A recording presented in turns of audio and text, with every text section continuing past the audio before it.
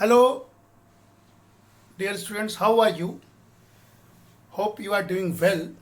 आज लॉकडाउन का 14वां दिन है और लगातार हम आप लोगों के लिए हम लोग ऑनलाइन लेक्चर्स रिकॉर्ड कर रहे हैं, भेज रहे हैं। कॉलेज के वेबसाइट पर यूट्यूब पर लोड होता जा रहा है।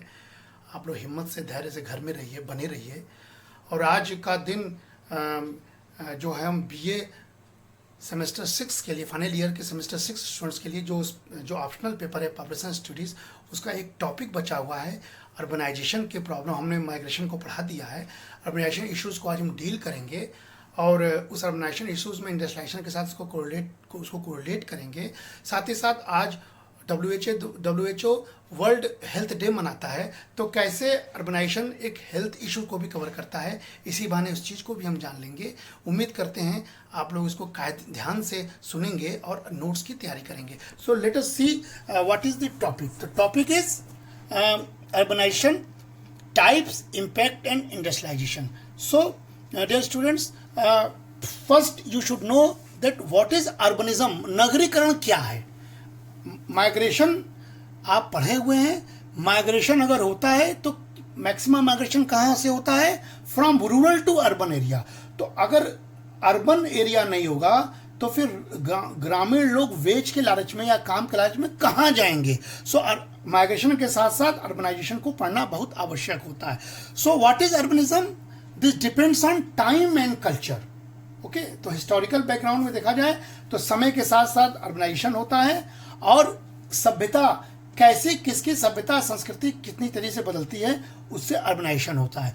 The size of the stationary population is part of the picture but it varies according to the historical context and location. The size of city varies geographically. भौगोलिक रूप से ये वेरीज करता है, क्योंकि ज्योग्राफी का भी एक विषय है अर्बन ज्योग्राफी। सो पोर्टुगल में 10,000 को हम सिटी बोलते हैं, इथोपिया में 2,000 को बोलते हैं, जबकि नॉर्वे जैसे देश को सिर्फ 200 को ही अर्बन बोलते हैं। भारत में हम लाख से अधिक होने पर अर्बन बोल पाते हैं, या उससे भी अधिक वेरिएशंस होता है, इसको हमको चेक करना होगा। So the size of city varies geographically, therefore urbanism usually is qualified by A population considered large for its time and space. इसलिए सबसे पहला शर्त अर्बनिज्म क्या, नगरीकरण क्या होता है कि ये जनसंख्या इसके लिए महत्वपूर्ण है और साथ ही साथ समय और स्थान के अनुसार इसको हम परिभाषित करेंगे। So let us see the urban centre definitions. So urbanisation is a living in urban settlement. We can see that urbanization is the number and percentage of people living in urban settlement. This is called as urbanized population. And the driving factors क्या है जिसकी वजह से होता है? हमने example दिया है कि माइग्रेशन का दूसरा कॉइन अर्बनाइजेशन है, दूसरा हिस्सा। तो ड्राइविंग फोर्स होता है हमेशा जॉब्स होता है, हमेशा सर्विसेज होता है, और कन्वीनियंस एंड प्रॉक्सिमिटी होता है, that is distance and access to service. तो माइग्रेशन वाले इशू में देखते हैं कि जॉब के लिए, सर्विस के लिए, या अपने सुविधा के लिए, या किसी और वजह से अध्ययन वगैरह के लिए भी लोग माइग्रेट होते हैं। और कहाँ जाते हैं? जनरली अर्बन एरियाज में जाते हैं। सो प्रिमिटिव सिटी किसे कहते हैं? That is a large city dominating the country, usually more than twice the next larger cities, often dominant economic, political and cultural center, which emphasizes by the jobs, services, convenience, and that increase the migration. These are often mega cities and may dominant regions. तो ultimately जो urbanisation के factor से migration promote होता है, जो हमने पहले बताया भी है, और ये एक मेगा सिटी के रूप में अल्टीमेटली तब्दील होता है। So where have urban areas grown? कहाँ पर ग्रोन होता है? तो एक एग्जांपल के तौर पर हम बता सकते हैं कि 3% urban, there was only 3% urban in 1800। 18वीं शताब्दी तक केवल दुनिया में 3% अर्बन एरियाज था, लेकिन वो अब बढ़कर मोर देन 50% हो गए हैं। And still this is growing. और ये विकसित विकास का लक्षण है। जैसे जैसे विकास होगा अर्बनाइजेशन का प्रोसेस होगा, लेकिन उस अर्बनाइजेशन का जो नेगेटिव साइड है वो आज के दौर में आप देख रहे हैं कि डेवलप्ड कंट्रीज, जो अर्बन कंट्रीज हैं, वो कोविड-19 से कैसे भयग्रस्त हो गए। So changes in extent, density and heterogeneity is in middle developed countries is from agriculture to manufacturing. Process of urbanisation क्या है? From agriculture to manufacturing sector, from manufacturing to service sector. This is the process of urbanisation. पहले कृषि अर्थव्यवस्था होती है, फिर हम विनिर्माण की ओर बढ़ते हैं और फिर सर्विस सेक्टर करते करते हम अर्बनाइज हो जाते हैं। So urbanisation is effectively completed by this process. London, Tokyo, New York, Los Angeles, Delhi, Bombay, Kolkata, these all are the examples of urban area. So and this is MDCs, medium development countries. And what is low development countries? Just like in Africa or some part of Asian countries, that is the migration from country in search of jobs. Way jobs के लिए migrate करते हैं, शहर में जाते हैं. Local population growth open outstrip job availability. For example, Delhi, Jakarta, Mexico, Mumbai also is the example of low development countries. So this is the case. What is the historical growth of the rise of cities? So we can see the models. Models is technical. Technical means at the time of Nile and Mesopotamia culture, there was a irrigation that make canals, surplus crops, dry population growth. उसकी वजह से urbanisation का process शुरू होता था. Religious भी second factor है. उससे क्या होता था? Religious activities bring people together. उससे लोग एकजुट होते थे और रिलीजियस सिटी के रूप में भी विकसित होता था. पॉलिटिकल दायरा भी बढ़ता है. जैसे London is a political city. Political activities से भी अर्बनाइजेशन होता है.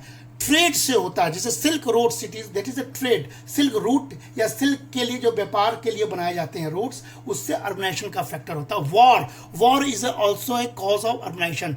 Every city with a fort, shield, wall and barriers, that is Paris. And there is a many multiple factors, that is technology, religion, politics, war, agriculture and trade. So this all are the historical growth which denotes the process of urbanization.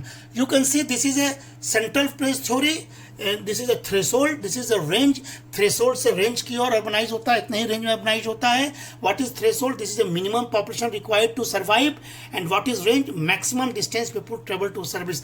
ये माना जाता है कि there should be minimum population for urbanization, और maximum distance का भी एक range होता है कि people एक मैक्सिमम डिस्टेंस तक ही माइग्रेट होकर सिटी में जाता है. This is A peripheral model. You can see this is a peripheral model. Each is equal, generated by equal circle, and this denotes the urban area with inner city and suburbs connected by the ring road. Suburbs becomes edge cities. Example: Washington DC and Los Angeles. So this is the peripheral model. एक समान range, एक तरह का दायरा, एक तरह का culture से जो सिटी का निर्माण होता है उसको हम लोग पेरिफेरल मॉडल बोलते हैं. Okay, what is the concept of urbanization? This refers to the population shift from rural areas to urban areas. The decrease in the proportion of people living in rural areas and the ways in which each society adopts to the change. It is predominantly the process by which towns and cities are formed and become larger as more people begin living and working in a central areas. We should also understand and know about the global trends. What is global trends? So you should know that in 1960 the global urban population was only 34% of the total. However, by 2014 the urban population accounted by 54% of the total and continues to grow. तो समय के साथ साथ पूरी दुनिया urbanise हो रही है. So we are predicting by 2050 the proportion living in urban area is expected to reach by 66%. That means in India also urbanization process will grow with the point of view of time. The process of urbanization affects all size of settlements. So villages gradually grow to become small towns. Smaller towns become larger towns and larger towns become cities. इसलिए ये process of urbanisation है. पहले village जो है छोटे town में तब्दील होगा, छोटा टाउन छोटे शहर में तब्दील होगा, छोटा शहर बड़े शहर में तब्दील होगा और बड़े शहर फिर मेगा सिटीज में तब्दील होगा. जैसे फॉर एग्जांपल वाराणसी, बनारस पहले एक छोटे शहर रेजिस्ट शहर के रूप में तब्दील था, लेकिन जैसे ही प्राइम मिनिस्टर की कंस्टिट्यूंसी हुई यहाँ पर पेरिफेरल डेवलपमेंट हुआ और एक बड़े सिटी के रूप में पॉपुलेशन के हिसाब से भी, एक्टिविटीज के हिसाब से भी ये तब्दील. यहाँ पर रिलीजियस सेंटर भी हो रहा है, यहाँ पर इंडस्ट्रियल और कॉमर्स सेंटर भी तब्दील हो रहा है. तो ये एक बड़े सिटी के रूप में तब्दील हो रहा है. गाजीपुर फ्रॉम टाउन से सिटी के रूप में तब्दील हो रहा है. इसी प्रकार गोरखपुर फ्रॉम छोटे सिटी से बड़े सिटी के रूप में तब्दील हो रहा है. So this is a process of urbanization. This trend has led to growth of mega cities. और ये ट्रेंड से क्या होता है, बॉम्बे, कोलकाता, बेंगलोर, मुंबई जैसी मेगा सिटीज का जन्म होता है. Rapid expansion of cities borders driven by increase in population and infrastructure development leads to expansion of city borders that spread out and swallow up neighboring urban areas to from mega city. इस प्रकार urbanisation का process एक development का process है, एक economic betterment का process है, infrastructure का डेवलपमेंट का प्रोसेस है. जो इंडिया में इस समय रोड्स की कनेक्टिविटी, रेलवेज की कनेक्टिविटी, एयरवेज की कनेक्टिविटी, इनरवेज की कनेक्टिविटी, वाटरवेज की कनेक्टिविटी बढ़ रही है. This all are enhancing the process of urbanization. इससे शहरीकरण तेज होगा, एम्प्लॉयमेंट जनरेट होगा, लोगों को रोजगार मिलेगा और विकास की गति तेज होगी. So this you can see this is a graph which denotes the urbanization over the past 500 वर्षों में पिछले कैसे अर्बनाइजेशन का ग्राफ बदला. You can see this is a 1500 शताब्दी, 1600, 1700, 1800 शताब्दी, 1900 और this is 2016. You can see the level of urbanization was very low till 1800. After 1800 19वीं शताब्दी में औद्योगिक क्रांति होती है, विकास होता है और तेजी से देखिए ये इंडिया का नीचे है, फिर देखिए ये चाइना है, ये वर्ल्ड एवरेज है, वर्ल्ड का एवरेज है और उससे एवरेज से ऊपर भी यूनाइटेड स्टेट्स है और सबसे ऊपर जापान है. तो प्रोसेस अर्बनाइजेशन में Japan is number 1, followed by United states, followed by China and world is on average below these three countries and then comes the position of India. So this is the complete history of urbanization in last 500 years. So how can you link urbanization with sustainable development? क्योंकि ये समय की मांग है कि आप SDG के बारे में जानिए. So this will be the defining trend over the next several decades, especially in East Asia, South Asia in which India comes and Sub-Saharan Africa where the bulk of extreme poverty is concentrated. इन तीनों जगहों पर गरीब लोग ज़्यादा बसते हैं, गरीबी ज़्यादा है, असमानता ज़्यादा है. ऐसे स्थिति में हम सस्टेनेबल डेवलपमेंट के बारे में फोकस करेंगे जब हम अर्बनाइजेशन के बारे में बात करेंगे. Cities in this and other regions will play a central role in the ability of nations to achieve sustainable development. इसलिए अगर हमको बहुत मास पुअर को पॉवर्टी के वाइसेस सर्कल से निकालना है तो हमको अर्बनाइजेशन के प्रोसेस को एनहेंस करना होगा. तभी लोगों को जॉब मिलेगा, तभी स्टैंडर्ड ऑफ लिविंग बढ़ेगा और तभी हैप्स होंगे, हैप नॉफ्स की जगह.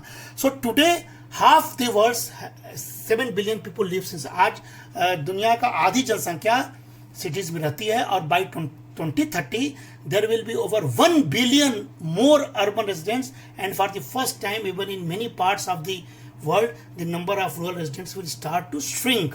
Between 2010 and 2050 the urban population will grow significantly by 2.5 to 3 billion people, increasing the urban share to 2/3 of world population. यानी आने वाले समय में 2 से 3 बिलियन पीपल लोग अर्बनाइज होंगे. तो ये बहुत बड़ा ट्रांसफॉर्मेशन चेंज है. विकास की कहानी कहती है जब हम इसको एस्टिमेट करते हैं इन टर्म्स ऑफ अर्बनाइजेशन. लेकिन इसका impact, we have to see the impact is both positive and negative. Urbanization has the ability to transform the social and economic fabric of nation. ये बात तो सही है कि शहरीकरण से एक पूरी सामाजिक और आर्थिक व्यवस्था में परिवर्तन होता है. ये एक पॉजिटिव इम्पैक्ट है. Cities are responsible for the bulk of production and consumption worldwide and are the primary engine of economic growth and development. ये भी सही है कि ये मैन्युफैक्चरिंग को बढ़ाता है और ये इकोनॉमिक या विकास का एक बहुत बड़ा इंजन के रूप में हमारे सामने तब्दील होता है. रफली 3/4 of global economic activity in urban, and as the urban population grows, so will the urban share of global GDP and investments. The right to development for low income and middle income countries can only be realized through sustainable urbanization that address the need of both rural and urban area.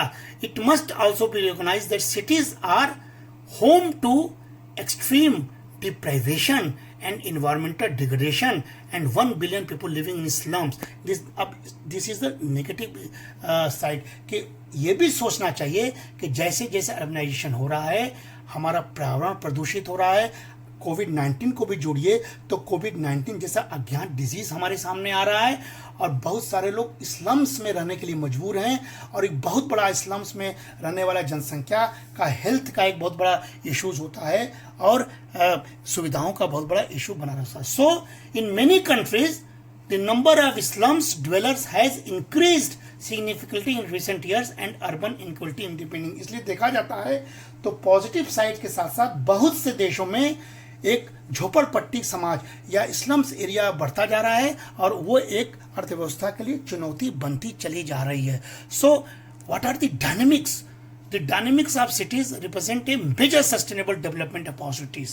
Okay, so second side of the coin is we can say that there is an infrastructure investment, urban land use system and layouts and literally cast in stone with impacts the new be difficult to alter the many decades. Without adequate management and investment, slums may expand and cities may fail to generate the jobs necessary to improve livelihoods. So we have to prepare a very sustainable development model for urbanization जिससे कि हम slums को बढ़ावा ना दें, environment को प्रदूषित ना करें, हेल्थ हमारा इम्पैक्ट ना हो और हमारा जॉब का या लाइवलीहुड का लॉस ना हो. As a result inequalities, exclusion and violence में इंक्रीज. अगर ऐसा हुआ तो कहीं ना कहीं असमानता, एक्सक्लूजन यानी बहिर्गमन लोगों का मेन इकोनॉमी से और हिंसा, वायलेंस बढ़ता जाएगा. आज देखिए शहरों में ये सारी समस्याएं दिखाई पड़ती हैं. सो कंट्रीज में fail to decouple economic development from resource use and cities may fail to provide economic opportunities to surroundings rural areas and become vulnerable to climate and other environmental change. इसलिए we need sustainable urban development model. So we have to link population with urbanization, and if current trends continue, few countries stand to reap the benefits of sustainable urban development, and that will be challenge for the poor countries or developing countries like India. What is the relation between industrialization and urbanization? Because this is depicted in your topic, that is, industrialization has not only promoted urbanization but has also affected social structure and social institution. औद्योगिकरण से भी urbanisation का factor बढ़ा है और उससे भी सामाजिक संस्था और सामाजिक संस्थाओं में जो परिवर्तन दिखाई पड़ता है, परिवर्तन होता है, टाबू से लोग निकलते हैं, मॉडर्न बनते हैं, ये सब अर्बनाइजेशन और इंडस्ट्रियलाइजेशन का मिक्स स्वरूप है. It is one impact is seen on increasing the importance of specialized education, which in turn has affected the age of marriage. और इससे क्या होता है, एक एजुकेशन के मॉडल को भी हम बदलते हैं जिससे कि लेट मैरिज होता है, स्वेच्छा से लोग मैरिज करते हैं, लोग अपने करियर के बारे में सतर्क होते हैं और इससे क्या होता है, लेट मैरिज से पॉपुलेशन इम्पैक्ट होता है, यानी कहीं से कहीं जनसंख्या नियंत्रित भी होता है. Industrialization has affected the means of control too. Informal means have given place to formal means. ये भी बहुत बड़ा परिवर्तन हो गया. जैसे जैसे औद्योगिकरण और विकास, औद्योगिकरण और अर्बनाइजेशन को आप जोड़ेंगे तो देखेंगे इनफॉर्मल इकोनॉमी फॉर्मल इकोनॉमी बनती जा रही है और ये एक डेवलपमेंट का अच्छी या सुखद स्टोरी के रूप में हम देख सकते हैं. Because everybody needs to be formal. आप देखिए कि कोविड-19 की वजह से जो लोग रिवर्स माइग्रेशन हो रहे हैं, लोगों का जॉब जो जा रहा है, ये सब इनफॉर्मल सेक्टर के थे. अगर फॉर्मल होते, मैक्सिमम लोग फॉर्मल होते तो उनको कम से कम एक नियमित सैलरी लगातार मिलती रहती, जो नहीं भारत में हो पा रहा है. Industrialization has given rise to market economy which does not accept the traditional oral means of social control, and also industrialization has led to growth of trade unions. लेकिन इससे क्या हो गया कि कहीं ना कहीं से ट्रेड यूनियन भी बढ़ा है, कहीं ना कहीं से अनरेस्ट भी बढ़ा है, और साथ ही हम मार्केट इकोनॉमी की ओर बढ़ते हुए दिखाई पड़ रहे हैं due to urbanization and due to mixed with industrialisation.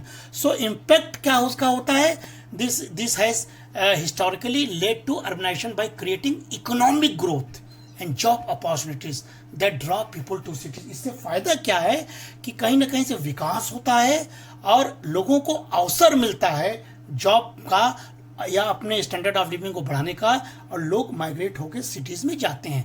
Urbanisation typically begins when a factory और multiple factories are established within a regions, thus creating a high demand for factory labour. हमने कहा ना, बनारस जैसे शहर में भी अगर industrialisation का प्रोसेस शुरू होगा तो लोग यहाँ पर जॉब के लिए भी आएंगे, केवल रिलीजियस या एजुकेशन के लिए नहीं आएंगे, जॉब के लिए भी आएंगे। इस प्रकार इंडस्ट्रियलाइजेशन का जो मैन्युफैक्चरिंग का जो सेक्टर है उसकी वजह से कहीं ना कहीं से हम जॉब का क्रिएशन भी करते हैं। This creates even more jobs and demands for housing and जैसे major demand for urban areas. In the modern era manufacturing facilities like factories are often replaced by technology industry too. So overall we can see that there is also many problems। आने वाले समय में जैसे जैसे शहरीकरण होगा, water की demand बढ़ेगी, हाउसिंग की डिमांड बढ़ेगी, सैनिटेशन पर फोकस होगा। अगर हम इसको कंट्रोल नहीं कर पाएंगे तो एक तरह से अर्बनाइजेशन एक समस्या भी पैदा होगा। जैसे आज के दौर में बहुत बड़ा प्रेशर पॉपुलेशन अर्बन एरिया की ओर है, और इसलिए वहाँ पर हाउसिंग का, सैनिटेशन का, पानी का और स्वास्थ्य का सेवाओं का, शिक्षा सेवाओं का बहुत बड़ी डिमांड हो जा रही है। अगर इसका हम भली भांति आपूर्ति नहीं करेंगे, that is also backfire for the economy. So overall we should know that what are the top five bottoms of the India, and there is a strong link between urbanization rates and income growth across the globe. This we should know. And ultimately the last thing I would like to say that urbanization has transformed the quality of life of billions across the world, and policies geared to increase the pace of urbanization can raise income levels and living standard of many more. So dear student, you can see that urbanization is a pre requisite of development. कहीं ना कहीं से पूर्व शर्त है, हमको urbanisation होना ही पड़ेगा, लेकिन सस्टेनेबल अर्बनाइजेशन डेवलपमेंट मॉडल को हमको स्वीकार करना पड़ेगा। Thank you for listening my lecture. Take care, be safe and stay at home. Thank you dear students, thank you for listening my lecture.